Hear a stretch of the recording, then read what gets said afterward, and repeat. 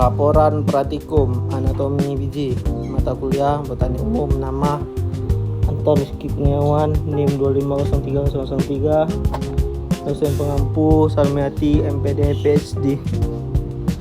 Program Studi Teknologi Pasca Panen Institut Teknologi Perkebunan Pelalawan Indonesia 2026. Latar belakang: anatomi biji mempelajari struktur internal biji yang meliputi kulit biji, endosperma, dan embrio sebagai bagian penting dalam proses pertumbuhan dan perkembangan tumbuhan.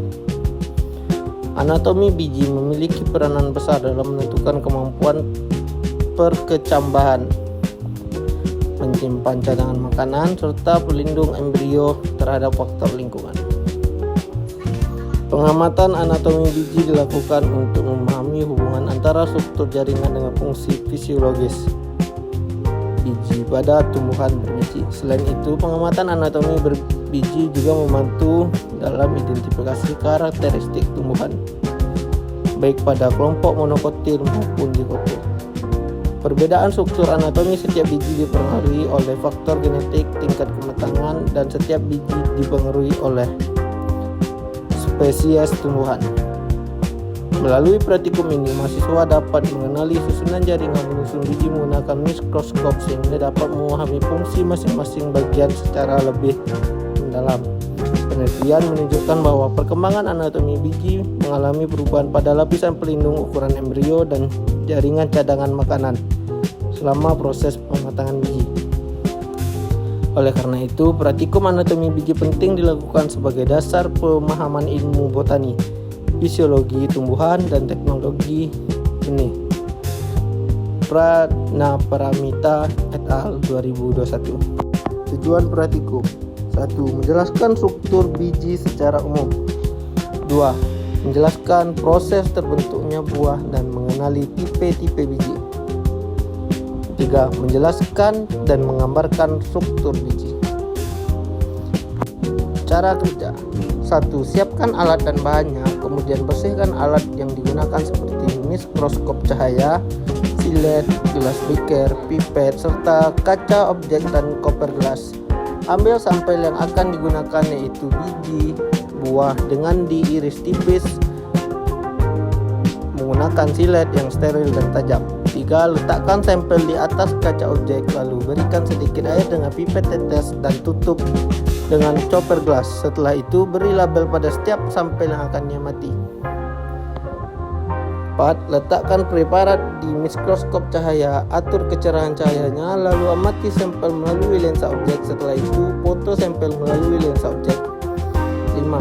Lakukan langkah yang sama pada sampel berikutnya. Pertama adalah kita harus mengolah. Oke, ini calon orang suksesnya. Nih. Letakkan pada kaca preparat dan kita lihat di mikroskop cahaya. Dia harus kayak apa ya?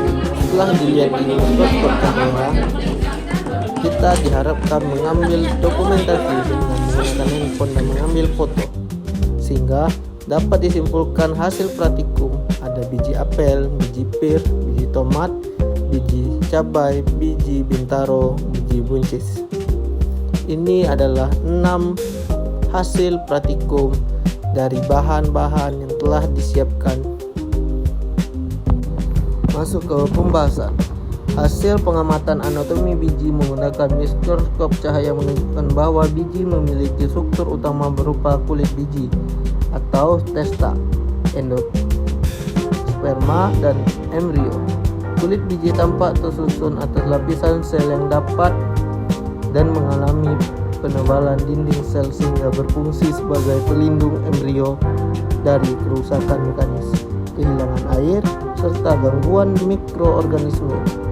Struktur testa yang kuat juga membantu mempertahankan kondisi embrio selama masa dormansi dan penyimpanan benih sebelum terjadinya perkecambahan. Pada pengamatan bagian endosperma terlihat adanya jaringan parenkin yang tersusun dari sel-sel penyimpan cadangan makanan. Cadangan makanan tersebut berupa pati, protein, dan lemak yang digunakan sebagai sumber energi utama bagi embrio. Selama proses perkecambahan berlangsung, endosperma memiliki peran penting dalam mendukung pertumbuhan awal tanaman sebelum daun mampu melakukan proses fotosintesis secara sempurna. Struktur endosperma pada setiap jenis biji dapat membedakan tergantung pada spesies tumbuhan dan tipe bijinya.